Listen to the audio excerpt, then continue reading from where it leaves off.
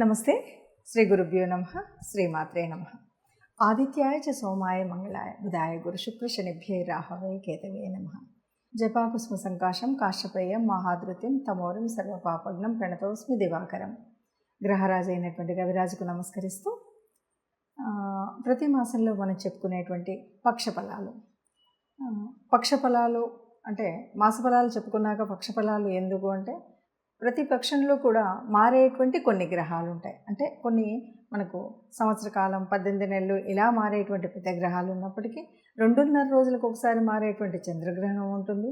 నెలకొకసారి మారేటువంటి సూర్యగ్రహణం, 45 రోజులకు ఒకసారి మారేటువంటి కుజగ్రహం, ఇలాంటి గ్రహాలు మార్పు ఉంటుంది. కాబట్టి బుధుడు ఈ గ్రహాలు మారుతూ ఉంటాయి. కాబట్టి గ్రహాలు మారుతూ ఉన్నప్పుడు ఈ 15 రోజులకు కూడా ఉండేటువంటి వేరియేషన్ ఎలా ఉంటుంది, దానివల్ల అంటే మొదటి పక్షంలో ఎలా ఉంటుంది, రెండో పక్షంలో ఎలా ఉంటుంది, ఏదైనా మనం పెట్టుబడులు పెట్టాలన్నా, ఉద్యోగ వ్యాపారాలు కానీ, సంతానంలో కానీ, ఇంకేదైనా విషయాల్లో కానీ ఈ ముందు 15 రోజులు వెనక 15 రోజులలో ఎలాంటి జాగ్రత్తలు తీసుకుంటే మనం సవ్యంగా ఈ మాసం అంతా కూడా సాగించవచ్చు అనేటువంటి ఒక దృష్టికోణంతో మనం ఈ పక్షఫలాలు చెప్పుకోవడం అయితే ఉంటుంది. ఈ పక్షఫలాలు తెలుసుకోవడం వల్ల లాభం ఏదైనా ఉందా అంటే, ఏదైనా పెట్టుబడి పెట్టి నష్టపోతాము అని తెలిసినప్పుడు పెట్టుబడులు పెట్టకుండా కొద్దిగా జాగ్రత్తగా ఉండేటువంటి సూచన ఉంటుంది. అలాగే గ్రహాల యొక్క అనుకూలత కోసం ఆ 15 రోజులు కూడా మనం కావలసినటువంటి పరిహారాలు చేసుకోవచ్చు. దీనివల్ల మనం అనుకున్నట్టుగా పెద్దగా నష్టాలు పోకుండా, అనారోగ్యం పాలవ్వకుండా, అల్లకల్లోలంగా ఉండేటువంటి మనసును స్థిమితంగా పెట్టుకునేటువంటి పరిస్థితి. ఒకసారి మనసు స్థిమితంగా ఉంటే ఏదైనా కూడా సవ్యంగా చేసుకునేటువంటి ఆలోచనలు వస్తాయి. కాబట్టి ఆ సవ్యమైన ఆలోచన దిశగా వెళ్ళాలి అంటే తప్పనిసరిగా ఇవి మనం చూస్తూ వెళ్తాం. ఏది ఏమైనా సరే మరి మొత్తంగా మనకు కనిపించేటువంటి గ్రహస్థితి ఎలా ఉంది అంటే, ముఖ్యంగా ముందుగా మనం ఈ మాసానికి గాను అంటే ఈ మాసంలో మొదటి పక్షంలో గ్రహాల స్థితి ఎలా ఉంది చూసుకోవాలి. ఎందుకంటే ఈ గోచారం అంతా కూడా గ్రహాల స్థితి మీద, గ్రహాల దృష్టి మీద, లేకపోతే ఏదైనా సరే పాపగ్రహాల కలయిక ఉందా, ఇలాంటివన్నీ చూసి దాన్ని బట్టి మనం చెప్పుకుంటూ ఉంటాం. కాబట్టి ముందుగా గ్రహస్థితి ఎలా ఉంది అంటే, మనకి చెప్పాలి అంటే రాహుకేతువులు ఇద్దరు కూడా 18 నెలలకు ఒకసారి మారుతారు. అలాంటి రాహు మరి మీనంలో ఉన్నాడు, కేతువు కన్యలో ఉంది. అదే మీనంలో మరొక 2 గ్రహాలు వచ్చి చేరడం అనేటువంటిది మనకు కనిపిస్తూ ఉంటుంది. దీంతో పాటు మనకి మేషంలో ఉన్నటువంటి గురువు వృషభంలోకి మార్పు జరిగింది. అంటే మే నెలలో మనకి మొదటి రోజు అంటే 1వ తారీఖు సాయంత్రం గురువు మార్పు అనేటువంటిది మనకు మొదట కనపడుతుంది. తర్వాత 14వ తారీఖు రవి మార్పు, అలాగే బుధుడు 11వ తారీఖున మార్పు చెందడం అనేటువంటిది మనకు కనిపిస్తుంది. ఇక శని మనకి కుంభరాశిలో ఉపస్థితి అయి ఉన్నాడు. ఇలా గ్రహస్థితి ఉన్నప్పుడు చంద్రుడైతే మరి 2.5 రోజులకు ఒకసారి మారుతూ ఉంటాడు. కాబట్టి మనం ప్రత్యేకించి చెప్పక్కర్లేదు. ఇక మిగిలినటువంటి కుజ గ్రహము అనేటువంటిది కూడా మనకి మీనంలోనే కనిపించింది. సో ఈ పరిస్థితులలో ఒక్కొక్క రాశి వారికి ఎలా ఉంది అంటే, ద్వాదశ రాశుల వారికి ఈ 15 రోజులు ఎలా ఉంటుందో చెప్పుకుందాం. మే నెల 16 నుండి 31వ తారీఖు వరకు ఈ రెండవ పక్షం ఏదైతే ఉందో దాని ఫలితాలు మే నెల 2024 ఫలితాలు ఎలా ఉన్నాయో చూద్దాం. మే రెండవ పక్షంలో అంటే మే 16వ తారీఖు నుండి 31 వరకు 2024లో సింహరాశి వారికి ఎలా ఉంది అని అంటే కనుక, ఇక్కడ రవి మారుతూ ఉన్నాడు.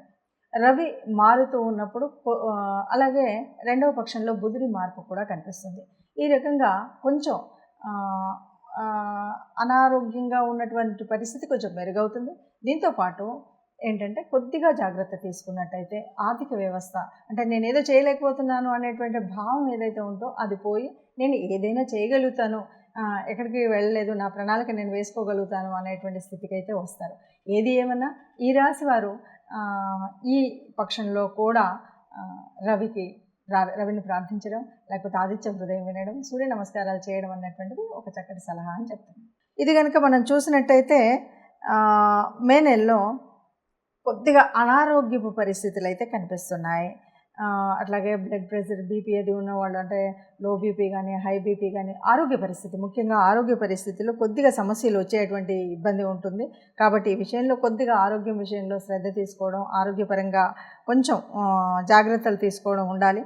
అయితే ఇలాగే ఏదైనా నిరుత్సాహము, లేకపోతే అసౌకర్య భావము, ఇది నేను చేయలేకపోతున్నాను, ఇలా ఉండకపోతున్నాను, నేను ఉండలేకపోతున్నాను ఎందుకంటే సింహరాశి వారికి ఏది కూడా నేను చేయలేకపోతున్నాను అనే భావం తట్టుకునే శక్తి చాలా తక్కువ. ఎందుకంటే ఏదైనా నేను చేయగలుగుతాను అనేటువంటి భావం వారికి ఉంటుంది.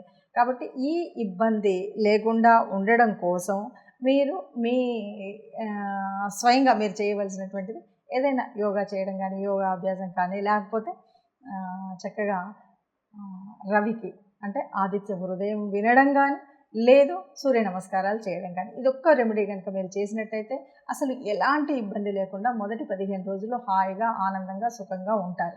అయితే ఇక్కడ మనకి ఇబ్బంది వస్తుందంటే కేవలం అనారోగ్యం వల్ల. కాబట్టి అనారోగ్యం రాకుండా ఉండేటువంటి జాగ్రత్తలు తీసుకోండి. ఇప్పటి వరకు మనం చూస్తున్నటువంటి గ్రహాల స్థితి దాన్ని బట్టి చూస్తే కనుక మనకు అర్థమయ్యేటువంటిది ఏంటంటే గ్రహాలు అనేవి మార్పు చెందుతూనే ఉంటాయి. భూలోకంలో ఉన్నటువంటి మానవ మాత్రుల మీద ఆ ప్రభావం అనేటువంటిది ఖగోళంలో ఉన్నటువంటి గ్రహాల ప్రభావం మనుషుల మీద పడుతుంది. మనుషులేంటి, జీవజంతువు జాలాలు అన్నింటి మీద పడుతుంది.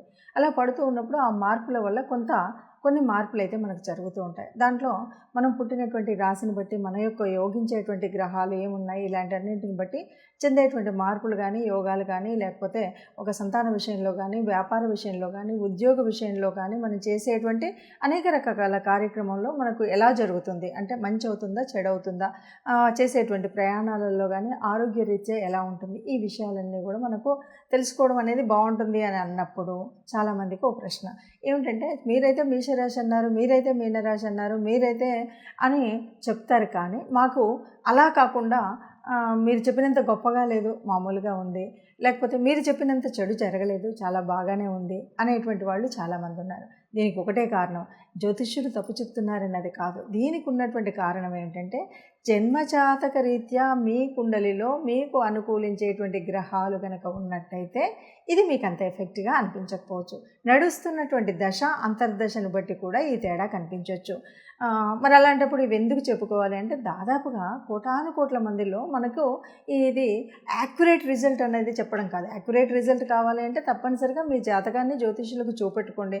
మీకు దగ్గరలో ఉన్నటువంటి జ్యోతిష్యులు కానీ, మీకు అనుకూలంగా ఉన్నటువంటిది కానీ, మీకు దొరికినటువంటి నెంబర్ల ద్వారా కానీ మీరు జ్యోతిష్యం చెప్పించుకున్నట్టయితే జన్మజాతకంలో మీకు ఉన్నటువంటి ఒక ప్రత్యేకమైనటువంటి, అది కూడా జ్యోతిష్యం చెప్పమన్నాం అన్నది కాకుండా మీకు ప్రత్యేకమైన ఒక ఏరియా, అంటే ఉద్యోగ స్థితి ఎలా ఉంది, వివాహ స్థితి ఎలా ఉంది, వైవాహిక బంధం ఎలా ఉండబోతుంది, సంతానానికి, ఇట్లాంటివి మీరు పర్టికులర్గా ఏదైనా ఒక ఏరియా సెలెక్ట్ చేసుకొని దానికి కావాల్సినవి చెప్పించుకోవాలంటే అప్పుడు క్లియర్గా ఉంటుంది.